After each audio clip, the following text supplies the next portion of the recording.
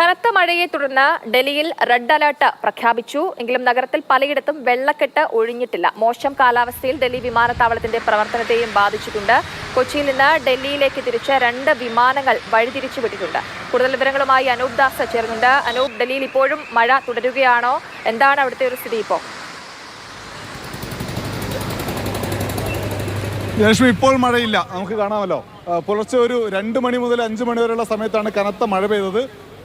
കഴിഞ്ഞ ഒരു 2 മണിക്കൂറായിട്ട് മഴ തീരെയില്ല. പക്ഷേ ഈ കാണുന്നത് പോലെ വെള്ളക്കെട്ട് പല സ്ഥലത്തും രൂപപ്പെട്ടിട്ടുണ്ട്.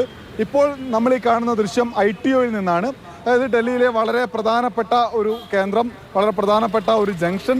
ഈ വഴിയിലൂടെ വാഹനം, ഇതൊരു 3 വരി പാതയാണ്. പക്ഷേ അതിൽ ഏതാണ്ട് റോഡ് കുറച്ചങ്ങോട്ടേക്ക് എത്തുമ്പോഴത്തേക്ക് 2 വരി പൂർണ്ണമായി വെള്ളം നിറഞ്ഞു നിൽക്കുകയാണ്. നമുക്ക് കാണാം, ഈ സമയത്തൊന്നും, പ്രത്യേകിച്ച് ഞായറാഴ്ച, യാതൊരു ബ്ലോക്കും ഇല്ലാത്തൊരു വഴിയാണിത്. പക്ഷേ ഇന്ന് ഈ വെള്ളക്കെട്ട് കാരണം വലിയ ബ്ലോക്ക് രൂപപ്പെട്ടിരിക്കുന്നു. മാത്രമല്ല, അണ്ടർപാത്ത് ഉള്ള സ്ഥലങ്ങൾ, അടിപ്പാത ഉള്ള സ്ഥലങ്ങളിലൊക്കെ തന്നെ പലയിടത്തും വെള്ളം മുഴുങ്ങിക്കിടക്കുകയാണ്.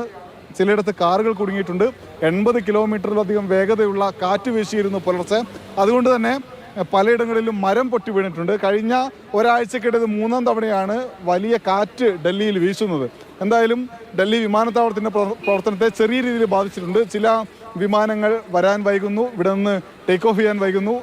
കേരളത്തിൽ നിന്ന്, അതായത് കൊച്ചിയിൽ നിന്ന് ഡൽഹിയിലേക്ക് തിരിച്ച 2 വിമാനങ്ങൾ, ഒന്ന് ലക്നൌവിലേക്കും ഒന്ന് ജയ്പൂരിലേക്കും വഴിമാറ്റി വിട്ടിട്ടുണ്ട്. ഇങ്ങനെ കുറച്ച് കുഴപ്പങ്ങളുണ്ട്. പക്ഷേ കാര്യമായ പ്രശ്നങ്ങളിലേക്ക് ഡൽഹി പോയിട്ടില്ല.